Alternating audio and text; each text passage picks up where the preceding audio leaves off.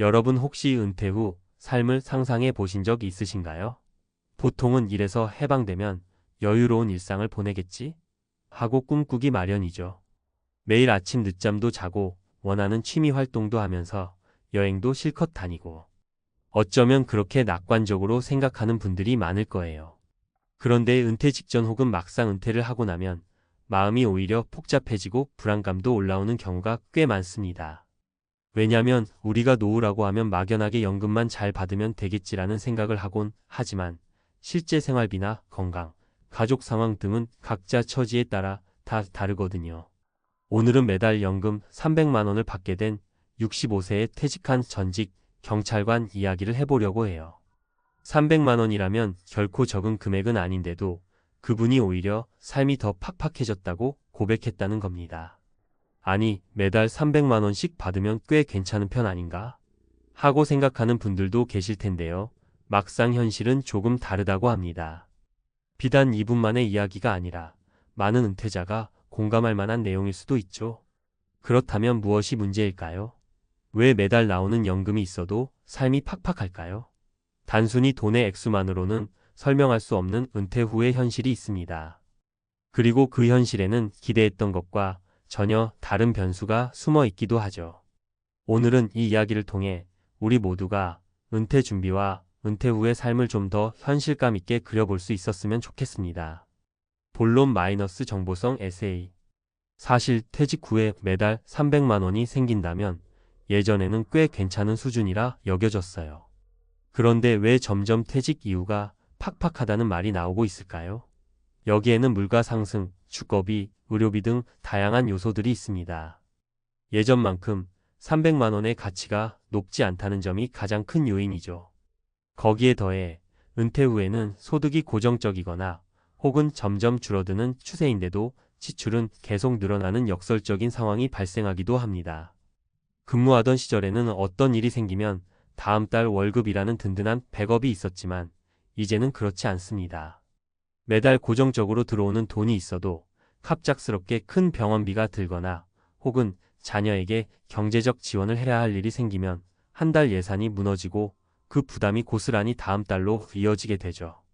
그래도 300만 원이면 적지 않다고 말할 수도 있겠지만 주택 대출 상환이 남아있거나 본인이 아프거나 자녀가 아직 자리 잡지 못해 도와줘야 한다면 이야기가 달라집니다. 그리고 무엇보다도 사람은 퇴직 후에 곧바로 내가 하고 싶은 일을 찾아 못하면 공허해질 수 있어요. 단순히 돈 문제만이 아니라 은퇴자의 마음속에 자리 잡은 정체성 상실이 삶의 질을 떨어뜨릴 수 있습니다. 직장 생활을 할 때는 경찰이라는 호칭이 있었고 나름의 자부심과 책임감이 함께했잖아요. 막상 퇴직하고 나니 그 오랜 습관과 정체성을 잃어버리면서 무기력해지고 사회와 단절된 느낌을 받게 될 수 있죠. 그런 심리적 요인들 역시 생활을 팍팍하게 느끼는 큰 이유가 됩니다. 그러다 보니 연금 300만 원이면 노후 걱정 끝? 이라는 공식은 성립하지 않게 됩니다. 실제로 살아보면 생각보다 지출이 많고 예상치 못한 사건 사고들이 찾아오니까요. 체력은 예전 같지 않아서 병원 갈 일도 늘어나는데 건강보험료나 약값부터 시작해 필요하면 건강보조식품도 챙겨 먹어야 하잖아요. 또 의외로 은퇴 후 문화생활비도 꽤 들 수 있습니다. 여행이나 취미활동은 무료가 아니고 오히려 이제 쉬니까 한번 가볼까? 하는 마음에 더 많은 지출이 생길 수도 있어요. 사례 1. 자녀 지원이 너무 커요.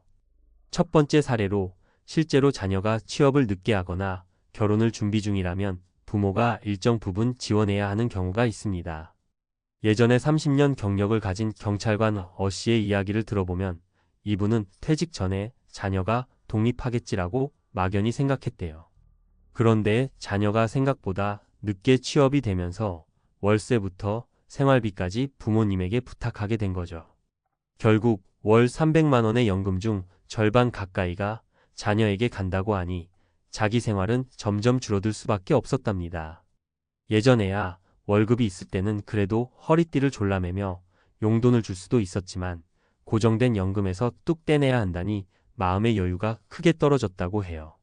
한창 힘이 있을 땐 큰돈 쓰는 일도 아깝지 않았을 텐데 은퇴한 뒤에는 한 푼이라도 아껴 써야 하니 자녀를 돕는 마음조차 예전만큼 순수하게 기쁘지는 않았다고 합니다. 살에 이 부양해야 할 부모님도 계시네요. 두 번째는 본인이 은퇴할 시기에 부모님이 여전히 생존해 계셔서 노부모 부양까지 떠안은 경우입니다. 연금 300만 원을 받으면 내가 쓸 만큼은 되겠지라고 생각하지만 막상 부모님 요양비, 간병비가 들어가면 금세 빠져나가 버립니다. 게다가 요양원이나 간병인을 구하면 그 비용이 만만치가 않습니다.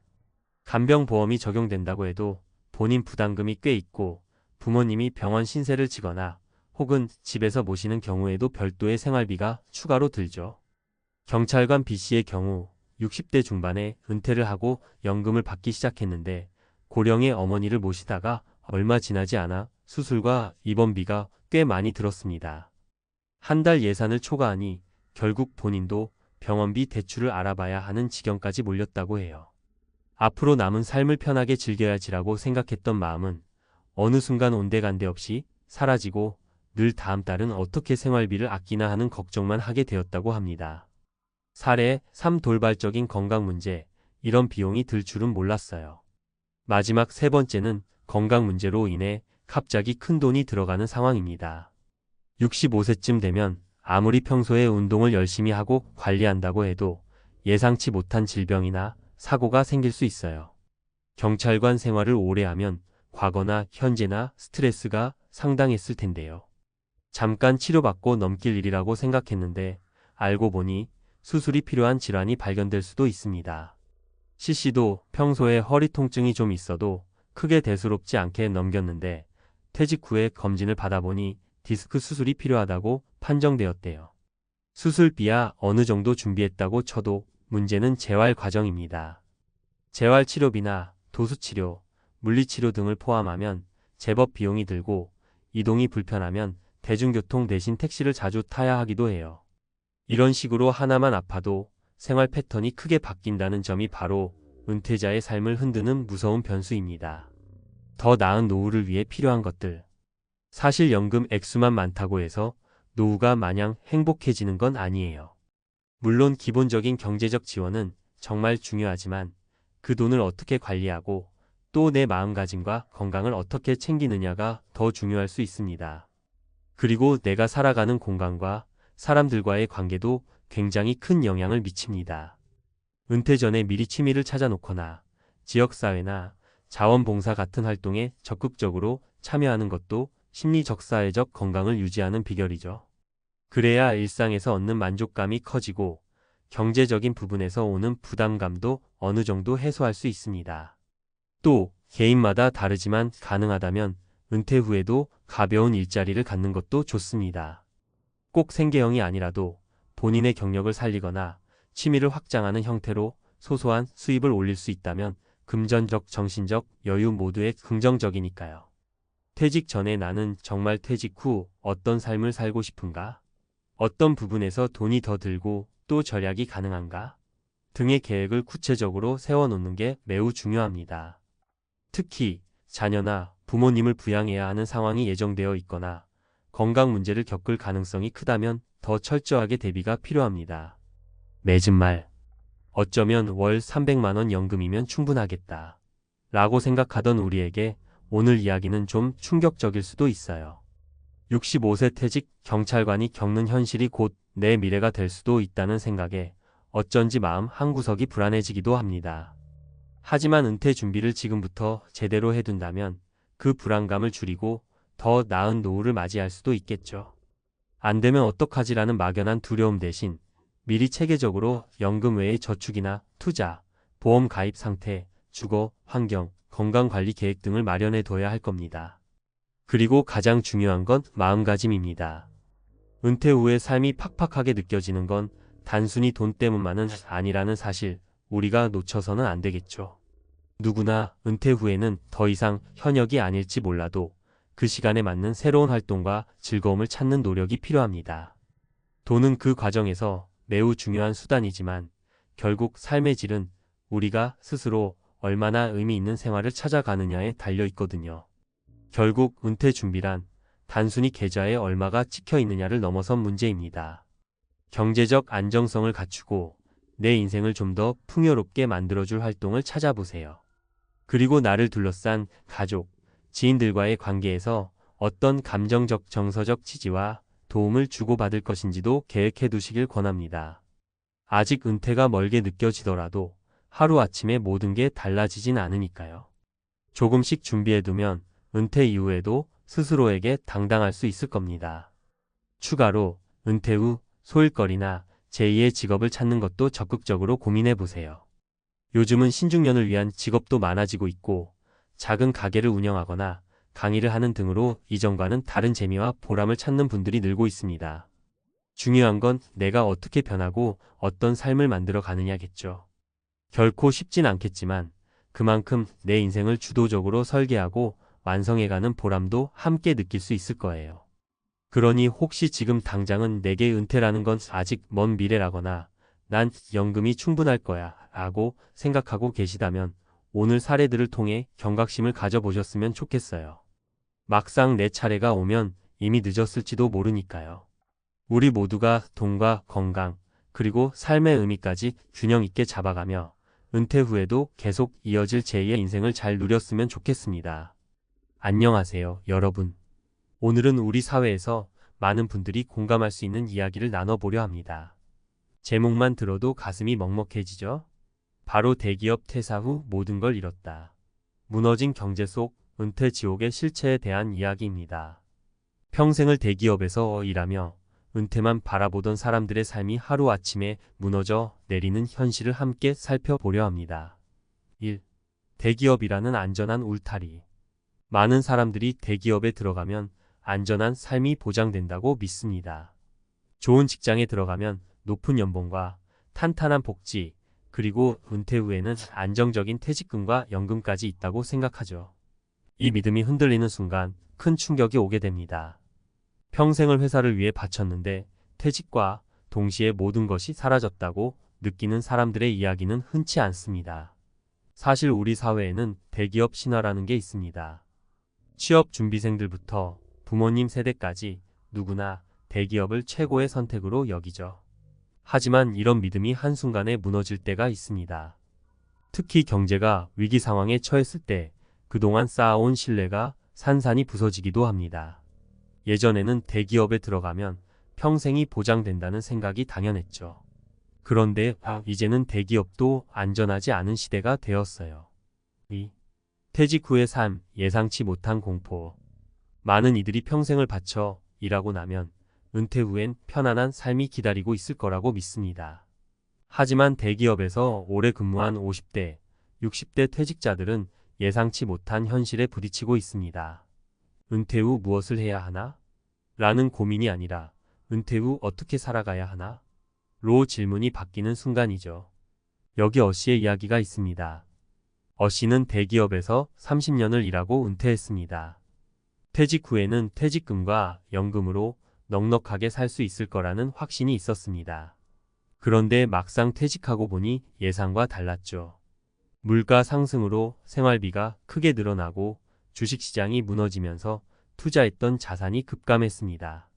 그는 이렇게 말합니다. 내가 이렇게 경제적인 불안에 시달릴 줄 몰랐어요. 대기업에서 퇴직한 내가 은퇴 후 이렇게 힘들어질 거라고 상상조차 못했죠. 3. 경제 붕괴가 불러온 은퇴 위기. 경제가 붕괴하면서 많은 사람들이 한순간에 모든 걸 잃었습니다. 특히 대기업에서 오랜 기간 일해온 사람들은 충격이라는 단어 외에 표현할 방법이 없다고 말합니다. B씨는 회사에서 퇴직 권고를 받고 나왔습니다. 회사가 위기에 처하자 연차 높은 직원들이 정리 대상이 된 거죠. 그는 퇴직 후 다시 일자리를 찾으려고 했지만 현실은 냉혹했습니다. 대기업에서 관리직으로 일할 때는 내가 뭔가 대단한 사람인 줄 알았어요. 하지만 퇴직하고 나니 나를 찾는 사람은 아무도 없더군요. 겨우 찾은 일자리도 월급이 너무 적어서 생활비 충당도 어려워요. B씨는 퇴직 후 잃어버린 게 많습니다. 단지 돈만의 문제가 아닙니다. 그는 대기업에서 일하면서 누렸던 사회적 지위와 자부심, 그리고 자신감을 모두 잃었다고 말합니다. 이제 그는 경제가 무너질 때 대기업도 무너지더라라는 사실을 절실히 느낍니다. 4. 가족의 붕괴, 심리적 고립. 이렇게 경제적인 어려움이 닥치면 가족의 삶도 무너지기 쉽습니다. C씨는 대기업에서 일하면서 자녀들의 학비와 생활비를 모두 감당했습니다. 퇴직 후에도 그 부담은 여전했죠. 퇴직금이 빠르게 줄어들고 연금으로는 부족한 현실에 그는 스트레스가 극심해졌습니다. 퇴직 전에는 가족들에게 말할 필요가 없었어요. 다 잘 해결할 수 있을 거라 생각했죠. 그런데 퇴직하고 나니 숨길 수가 없더라고요. 가족들은 내가 더 이상 보호자가 아니라는 걸 알게 됐어요. 그때 느낀 충격은 정말 말로 표현할 수 없을 정도였어요. C씨의 가족은 그를 이해하지 못했고 그는 점점 고립되어 갔습니다. 경제적 문제와 심리적 압박은 동시에 찾아오면서 가정의 평화마저 위협했습니다. 이제 그는 자신이 더 이상 가족의 기둥이 아니라는 사실에 괴로워합니다. 5. 새로운 도전 그리고 실패. 은퇴 후 새로운 일을 찾는 도전은 어려운 선택입니다. 하지만 경제적인 이유로 많은 사람들이 어쩔 수 없이 도전을 선택하죠. D씨는 평생 대기업에서 관리자로 일하다 퇴직 후 작은 사업을 시작했습니다. 오랜 직장 생활 동안 꿈꾸던 일이었죠. 하지만 경제 붕괴와 맞물려 사업은 금방 실패로 돌아갔습니다. 정말 열심히 했어요. 은퇴 후 새로운 길을 찾으려고 최선을 다했죠. 그런데 세상은 생각처럼 쉽지 않더라고요. 퇴직금도 거의 다 잃었고 다시는 도전할 기회가 없을 것 같아요. D씨는 경제 상황과 맞물려 좌절을 경험했습니다. 그는 대기업에서의 경력과 능력만 믿고 새로운 도전을 했지만 시대의 변화를 따라잡지 못한 거죠. 은퇴 후에 새로운 도전이 생각보다 훨씬 어려울 수 있다는 점을 그는 뼈저리게 느꼈습니다. 6. 은퇴 후 삶을 위한 준비. 이런 현실 속에서 우리는 어떤 준비를 해야 할까요? 대기업에 다닌다는 이유로 은퇴 후에도 안심할 수 있는 시대는 끝났습니다. 이제는 퇴직 전부터 철저한 준비와 계획이 필요합니다. 퇴직금이나 연금에만 의존하지 말고 자산 관리와 새로운 기술 습득, 그리고 가족과의 충분한 대화가 필요합니다. 경제 위기 속에서 은퇴를 맞이한 이들의 이야기를 들으면서 우리는 다음과 같은 교훈을 얻을 수 있습니다. 첫째, 경제는 언제든지 무너질 수 있다는 것을 염두에 두어야 합니다. 둘째, 퇴직 후 삶은 경제적 준비만으로는 충분하지 않습니다. 셋째, 퇴직 이후에도 사회적 네트워크를 유지하고 가족과의 관계를 단단히 다져야 합니다. 마무리. 오늘 이야기를 통해 느낀 점이 많으실 겁니다. 대기업 퇴사 후 모든 것을 잃었다는 말이 결코 과장이 아니란 걸 알게 되었죠. 하지만 우리는 이 현실을 직시하고 스스로를 준비할 수 있습니다. 경제 붕괴 속에서도 살아남기 위해 필요한 것은 바로 현실적인 준비입니다. 안녕하세요, 여러분. 이번 칼럼에서는 은퇴 후 새로운 도전에 대한 이야기를 좀 더 깊이 있게 다뤄보려고 합니다.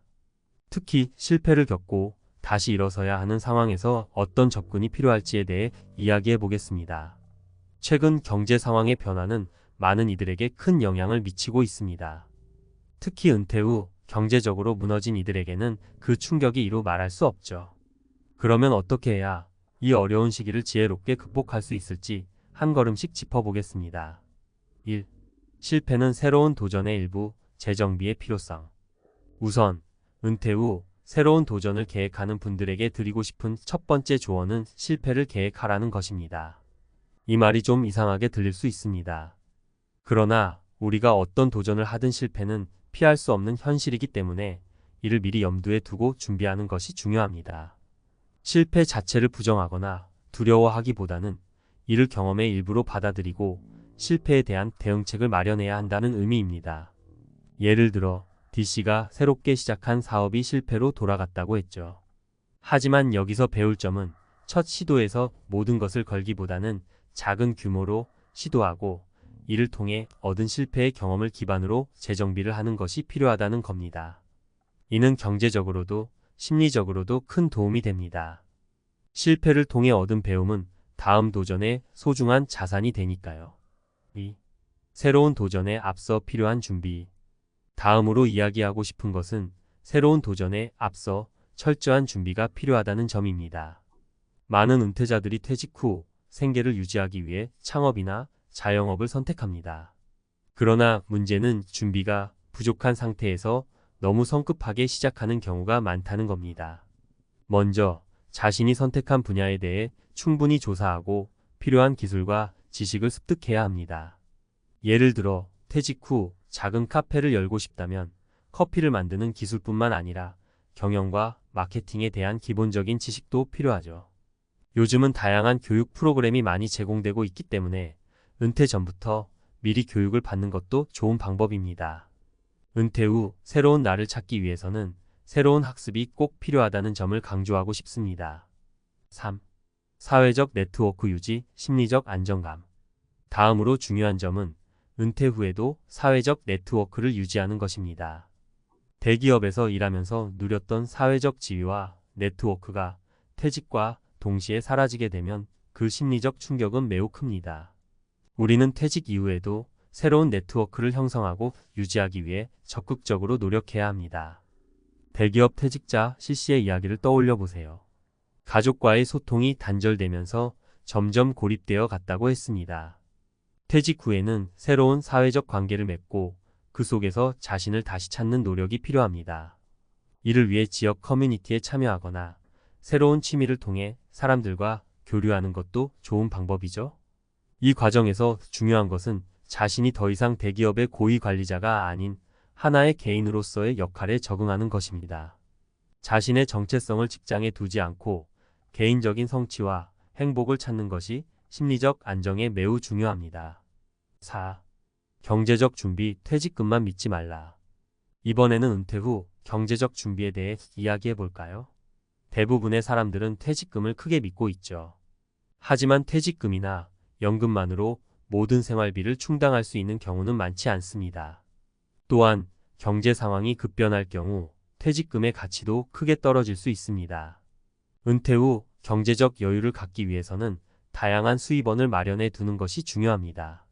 주식이나 부동산 투자 등 다양한 자산을 준비하는 것도 좋지만 과도한 투자는 오히려 독이 될 수 있습니다. 전문가들은 안정적인 투자와 더불어 적절한 소비 패턴을 유지하는 것이 중요하다라고 조언합니다. 또한 은퇴 전부터 작은 규모로 창업을 해보고 그 경험을 쌓아 은퇴 후 본격적으로 확장하는 전략도 추천합니다. 이를 통해 큰 리스크를 줄이고 안정적인 경제 기반을 마련할 수 있죠. 5. 가족과의 소통, 미래를 함께 그리기. 은퇴 후의 삶을 위해 반드시 필요한 요소는 바로 가족과의 소통입니다. 가족과의 충분한 대화와 이해를 통해 은퇴 후의 경제적, 심리적 어려움을 미리 공유하고 대비해야 합니다. 특히 은퇴 전부터 가족과의 협력과 지지를 기반으로 새로운 계획을 세우는 것이 중요합니다. C씨의 경우 가족과의 소통이 단절되면서 어려움이 더 커졌죠. 이와 달리 은퇴 전부터 배우자와 함께 은퇴 후의 계획을 공유하고 가족의 지지와 협력을 받는다면 훨씬 안정된 마음으로 새로운 도전을 시작할 수 있습니다. 가족이 함께하는 은퇴 준비는 경제적 안정뿐만 아니라 심리적 안정에도 큰 도움이 됩니다. 6. 은퇴 후 새로운 삶을 준비하는 자세. 은퇴 후 새로운 도전과 실패를 경험한 사람들에게 가장 중요한 것은 바로 회복 탄력성입니다. 한 번의 실패가 모든 것을 무너뜨리지는 않습니다.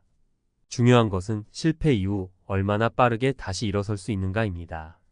이를 위해 긍정적인 마인드와 함께 자기 개발에 끊임없이 노력해야 합니다.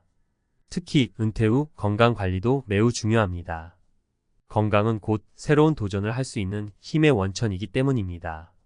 퇴직 후 시간이 많아진 만큼 규칙적인 운동과 건강한 식습관을 유지하며 정신적, 신체적 에너지를 관리해야 합니다. 결론. 오늘 칼럼을 통해 우리가 얻어야 할 교훈은 명확합니다. 은퇴 후 새로운 도전은 두려울 수 있지만 실패는 극복할 수 있는 도전의 일부라는 점입니다. 우리는 은퇴 전부터 철저한 준비를 하고 실패를 두려워하지 말고 새로운 경험과 배움을 통해 재정비해 나가야 합니다. 그리고 무엇보다도 은퇴 후 삶에서 중요한 것은 경제적 안정뿐만 아니라 가족과의 소통, 사회적 네트워크의 유지, 그리고 건강한 몸과 마음입니다. 이러한 요소들이 조화를 이룰 때 우리는 은퇴 후에도 새로운 도전에 성공하고 의미 있는 삶을 살아갈 수 있을 것입니다. 여러분의 은퇴 후 도전이 힘들더라도 절대 포기하지 마세요. 도전과 실패는 새로운 성공을 향한 여정의 일부일 뿐입니다. 감사합니다. 30년 동안 땀 흘려 일하고 국민연금을 성실하게 부어왔던 60대 은퇴자들이 첫 수령액을 확인하는 순간 마음이 무너져 내렸다는 이야기를 들으면 어떤 생각이 드시나요?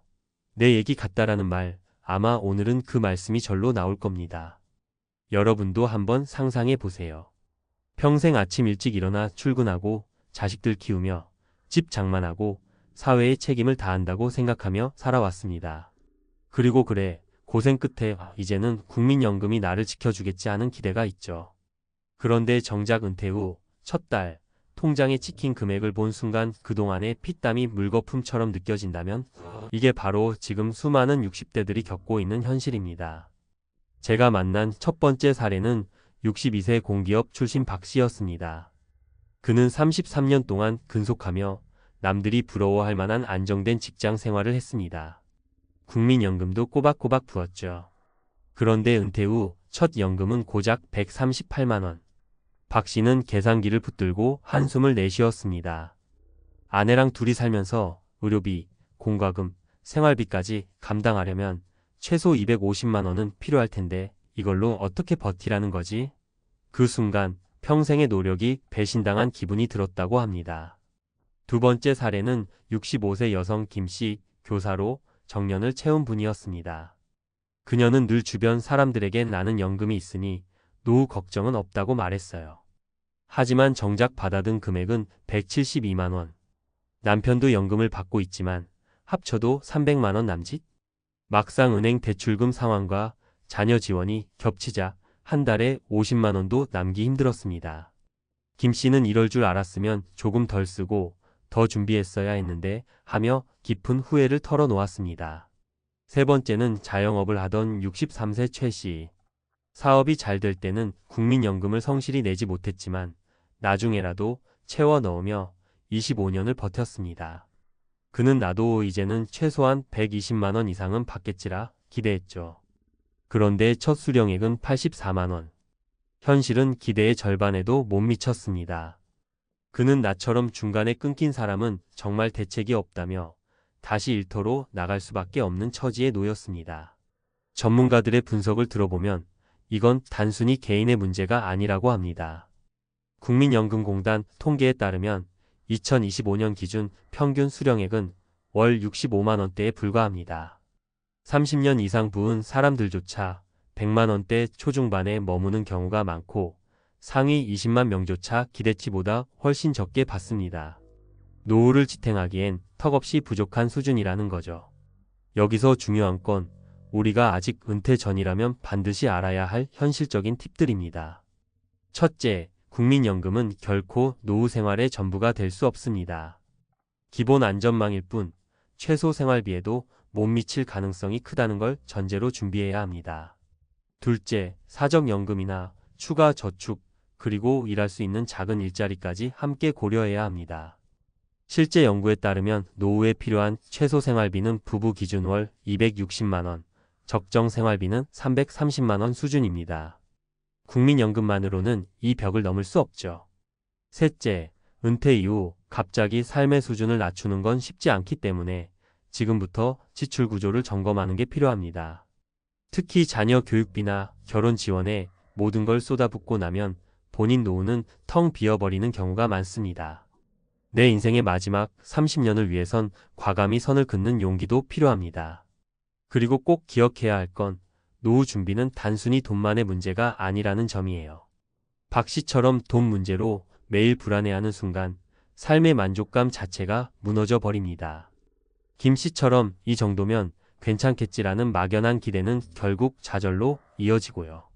최 씨처럼 중간에 끊긴 납입 기록 하나가 은퇴 후 삶 전체를 흔들기도 합니다.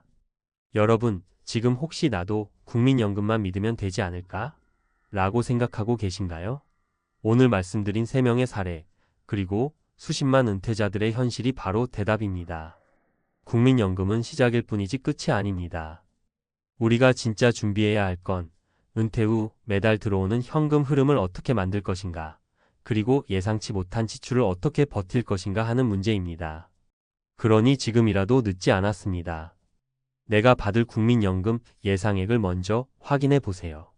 그리고 그 금액이 내 생활비와 얼마나 차이가 나는지 적어보는 겁니다. 그 격차를 메울 방법을 찾는 게 바로 은퇴 준비의 핵심입니다. 30년 피땀 흘려 일한 대가가 실망으로 다가오는 현실, 이건 누구에게나 일어날 수 있는 이야기입니다.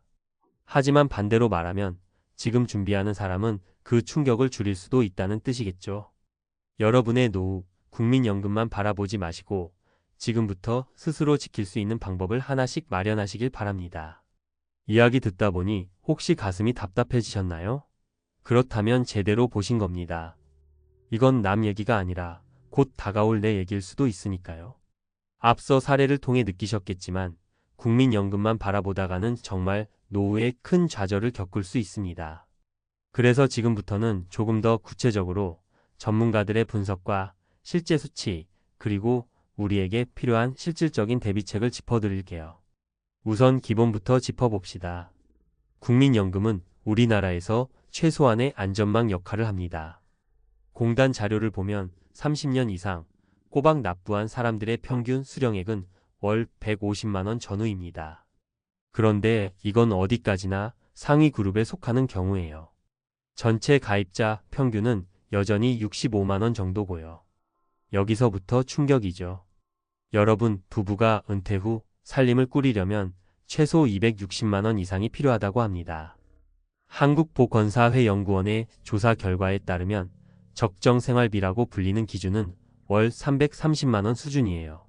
그러니까 국민연금만으로는 최소한의 생활도 버겁다는 게 통계로 이미 드러나 있는 거죠.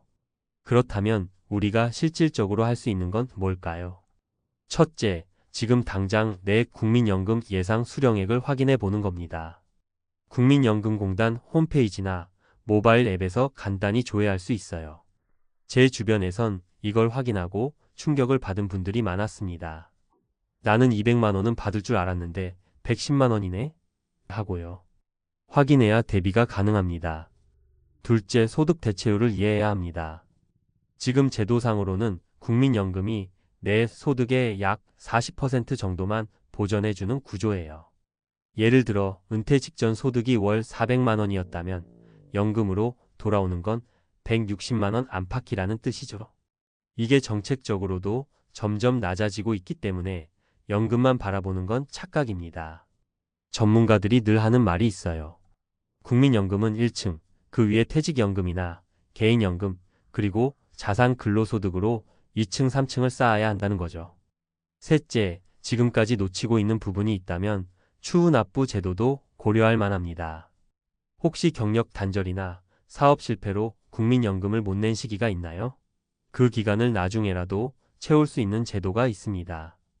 물론 한 번에 다 낼 순 없고 분할해서 내야 하지만 은퇴 전에 이걸 활용하면 수령액을 조금이라도 끌어올릴 수 있어요.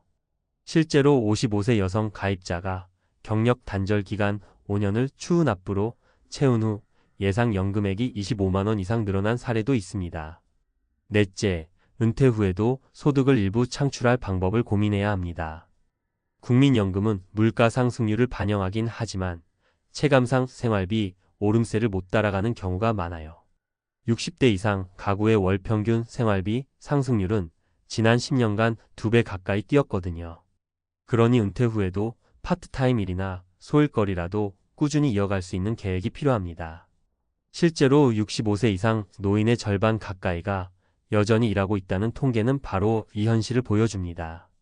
다섯째, 지출 구조를 지금부터 줄여두는 것도 매우 중요한 전략입니다. 국민연금 전문가들은 흔히 이렇게 말해요.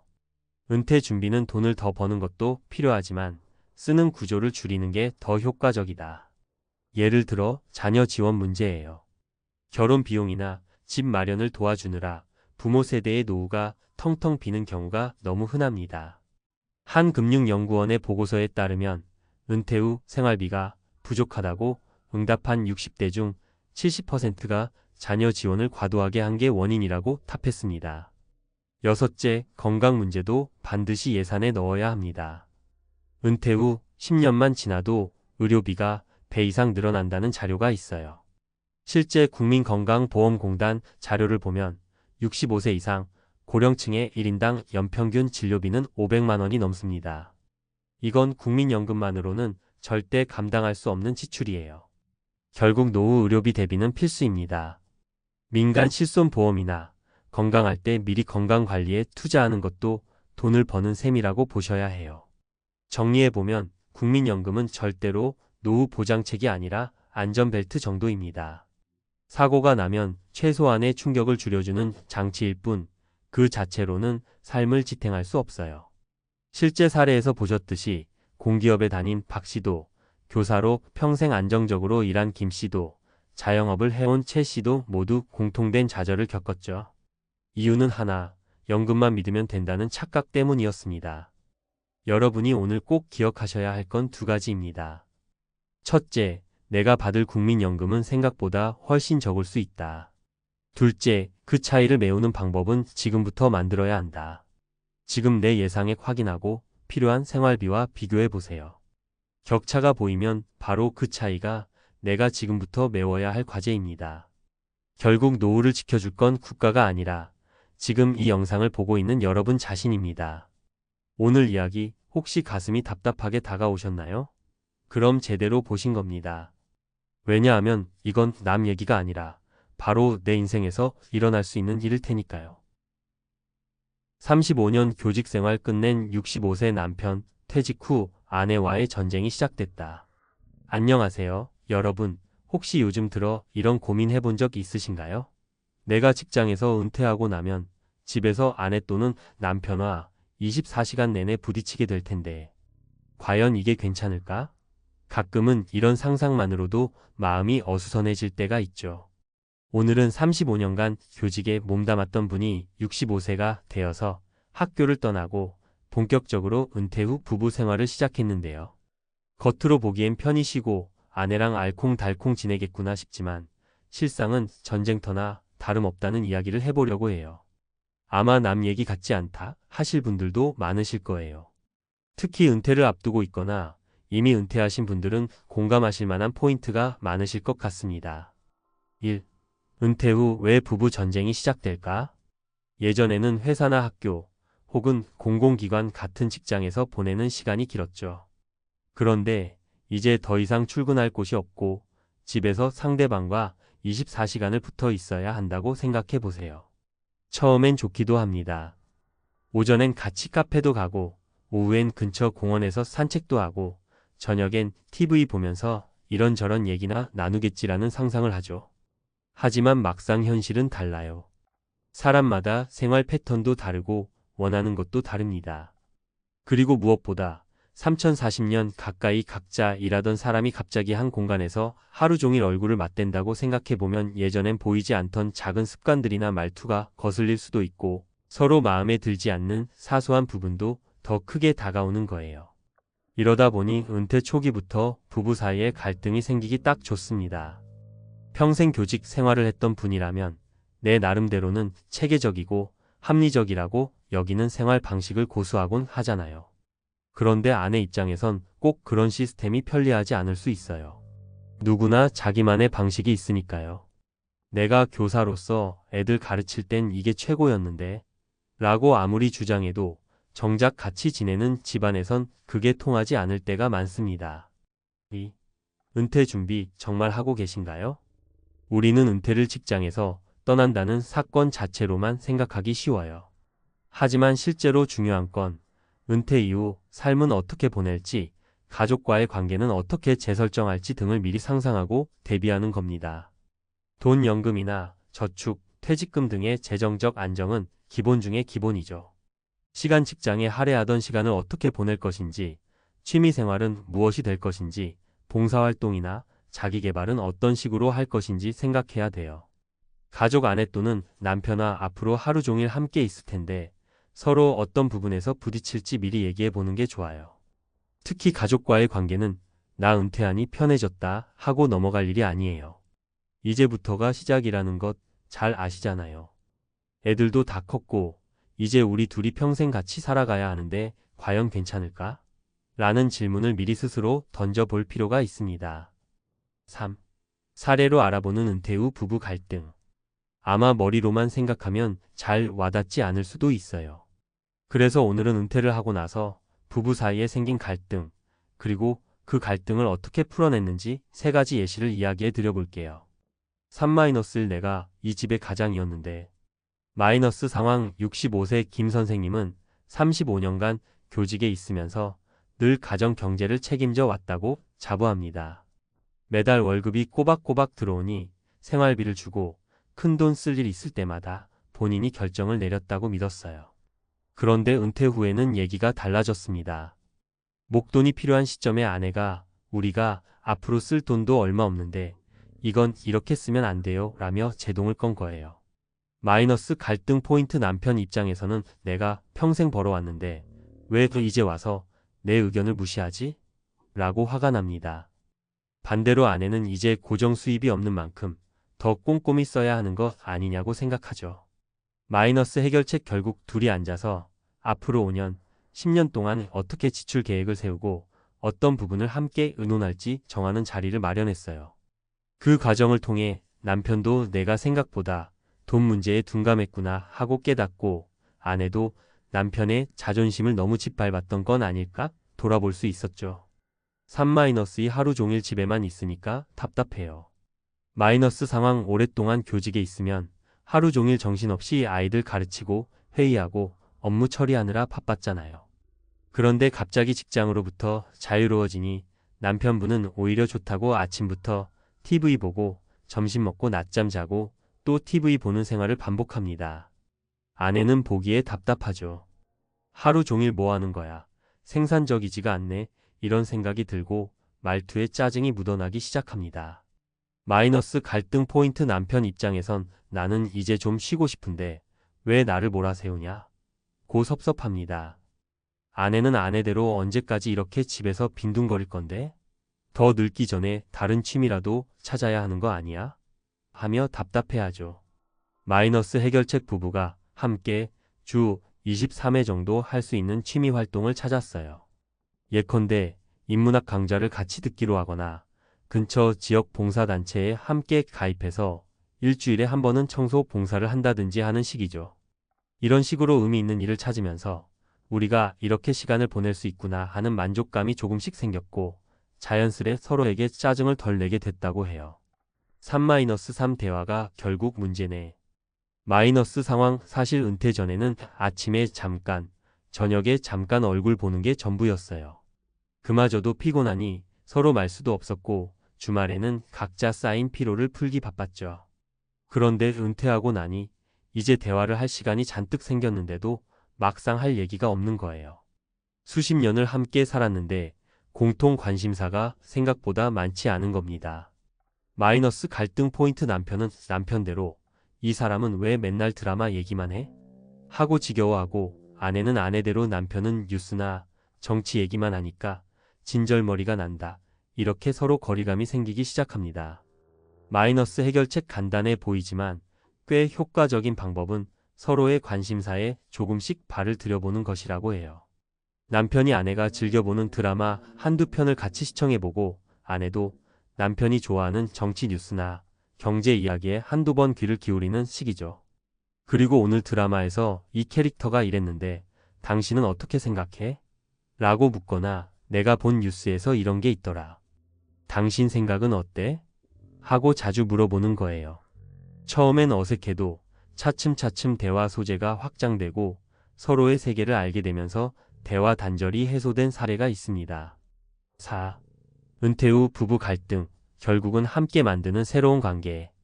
은퇴 후 부부 관계를 전쟁이라고까지 부르는 이유는 서로 다른 라이프 스타일이 한 집 안에서 부딪히기 때문이에요.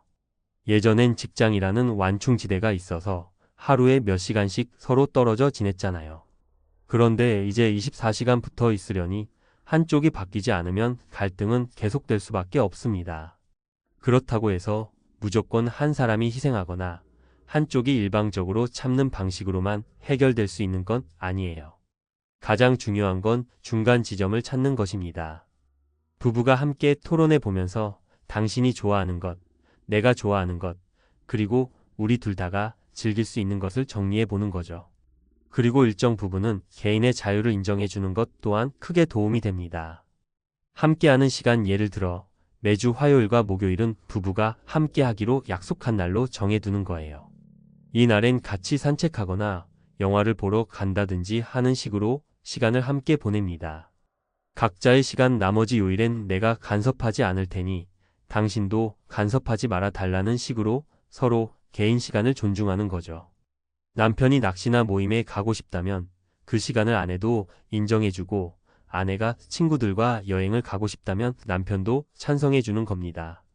이런 식으로 하면 서로 갇혀 있다는 느낌보다는 기대되는 시간이 있고 혼자만의 시간도 보장된다는 감각이 생겨서 관계가 한층 편안해진다고 해요. 5. 마무리하며 은퇴, 부부가 함께 준비하는 두 번째 인생. 자, 이제 정리해 볼까요? 35년 교직 생활을 끝내고 난 뒤 65세가 되어 퇴직을 하게 되면 이제 좀 쉴 수 있겠다라는 안도감이 드는 동시에 아내랑 이거 잘 맞춰갈 수 있을까? 라는 두려움도 생겨요. 막상 같은 공간에서 하루 종일 붙어 지내보면 와, 이렇게 안 맞을 줄은 몰랐다 싶을 때도 생기고요. 그런데 중요한 건 이 상황이 이상한 게 아니라 오히려 자연스럽다는 것입니다. 은퇴 후에는 누구나 적응 기간이 필요하고 부부 간에도 새롭게 재정립해야 할 규칙과 대화법이 있기 마련입니다. 특히 경제 문제, 시간 활용 문제, 대화와 취미생활 문제에서 가장 많이 갈등이 생긴다는 점을 기억하시면 좋아요. 경제 문제, 미래의 지출 계획을 함께 세우고 각자의 자존심이나 고정관념을 조금씩 내려놓아야 해요. 시간 활용, 하루를 어떻게 보낼 건지 미리 이야기를 나누고 서로의 취미나 활동을 존중하고 또 어느 정도 함께 할 것인지 정해두면 충돌이 줄어듭니다. 대화, 서로의 관심사에 적극적으로 귀 기울이고 새로운 대화 소재를 찾으려 노력해야 합니다. 결국 은퇴라는 건 단순히 회사 혹은 학교를 그만두고 집에 들어앉는 게 아니라 인생 이막으로 넘어가는 중요한 전환점이에요. 이 시기에 내가 바라는 삶의 방향과 상대방이 바라는 삶의 방향이 합의점을 찾도록 노력하는 게 핵심입니다. 여러분도 혹시 은퇴를 앞두고 계시거나 이미 퇴직해서 부부 관계에 고민이 있다면 오늘 소개해드린 이야기를 한번 떠올려 보시면 어떨까요? 처음에는 사소한 일로 부딪히더라도 결국 우리가 왜 서로 결혼해서 지금까지 함께 살고 있는지 그 기본을 되새기면 서서히 길이 보이게 돼요. 이제부터가 진짜 시작이니까요. 35년 교직 생활이라는 길고도 치열했던 시간을 뒤로하고 새로운 모습으로 아내와 살아가는 방법을 찾아가는 과정. 조금 힘들 수 있지만 그만큼 또 보람도 크고 뜻깊은 여정이 될 거라고 믿습니다. 오늘 이야기는 여기까지입니다. 혹시 더 궁금한 점이나 직접 경험하신 에피소드를 공유하고 싶다면 언제든지 댓글이나 메시지로 이야기 나눠주세요. 여러분의 이야기가 또 다른 분들에게 큰 도움이 될 테니까요. 그럼 오늘도 내일도 서로 존중하고 배려하며 한 단계 더 성장하는 은퇴 후 부부 라이프 만들어 가시길 바라겠습니다. 감사합니다.